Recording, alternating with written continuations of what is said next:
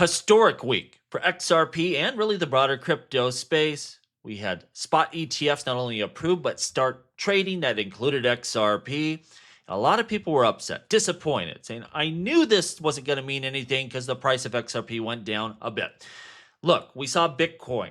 When it got approved for its ETF, the price is about $48,000.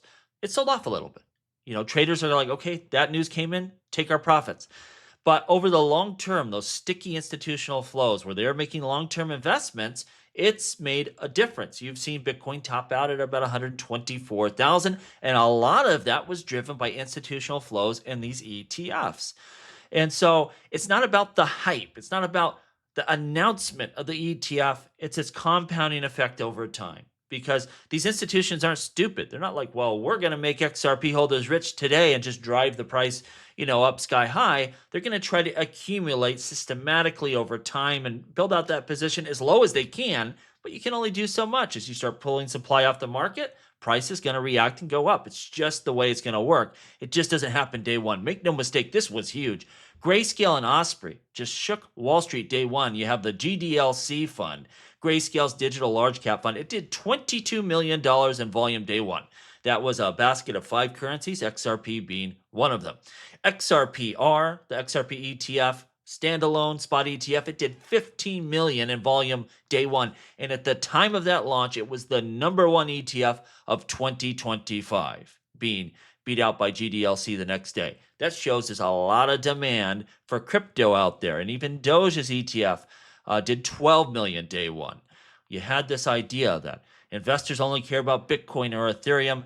These are showing different. Remember this, that XRP standalone ETF doing 15 million. That's not a premier issuer. Just wait till your bigger ones get approved, and they are on the docket, and they will be approved here soon. It's going to be a different story there. You're going to see a lot of volume running through this. There's a large appetite for XRP and the broader crypto space. And for context, these new ETF launches, typically, they see barely $1 million in trade day one.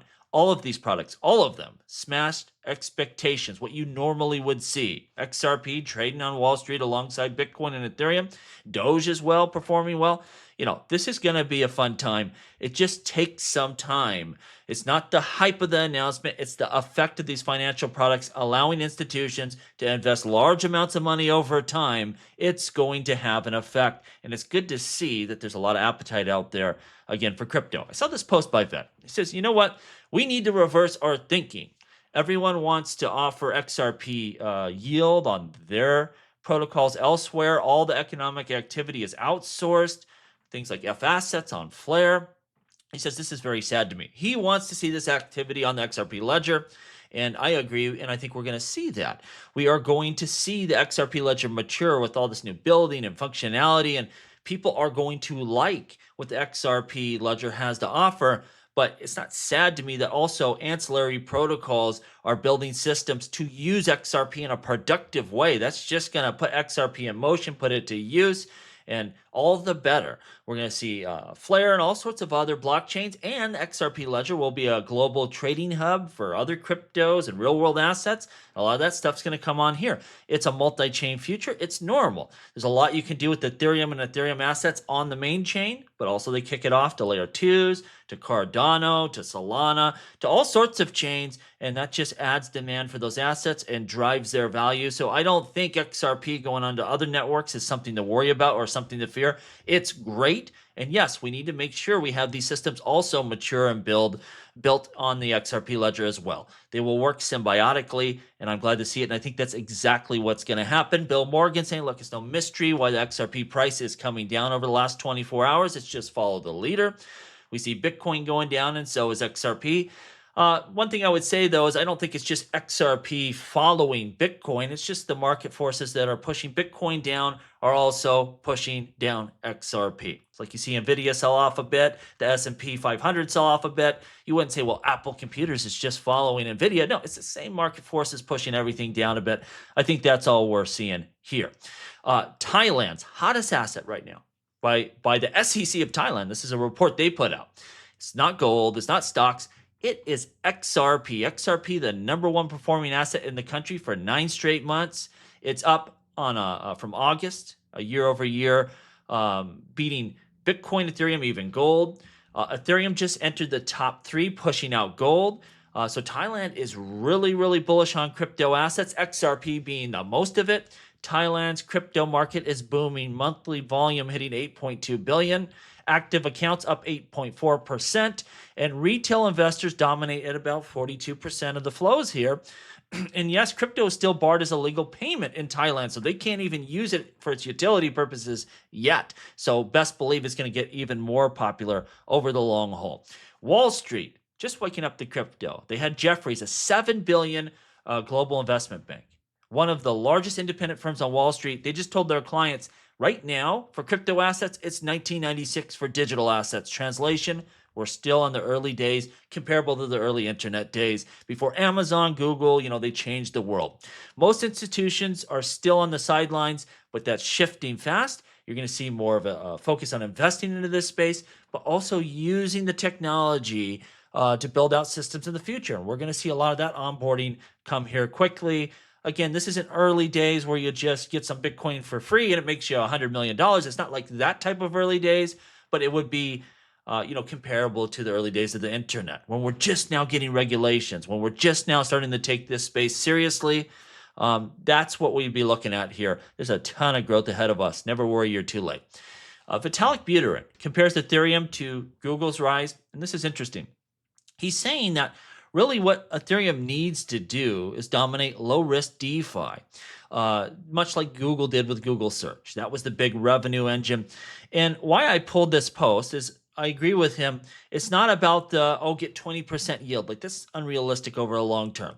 It's about the systems that, your banks, your institutions, your major high net worth individuals are going to want to use, where, it's going to be competitive, maybe a little better than they would get from an instant interest-bearing instrument in traditional assets in some manner, but it's highly safe and they know their money is not going to get wiped out. It's not about, getting rich overnight. It's about beating TradFi. So if TradFi is paying you 4% on something, maybe you get 4.5% using a blockchain system, but you get instant liquidity when you need it. That's like these treasury products or these CD products we see happening on Ethereum and the XRP ledger. Like, yeah, that's going to drive long-term and sticky adoption.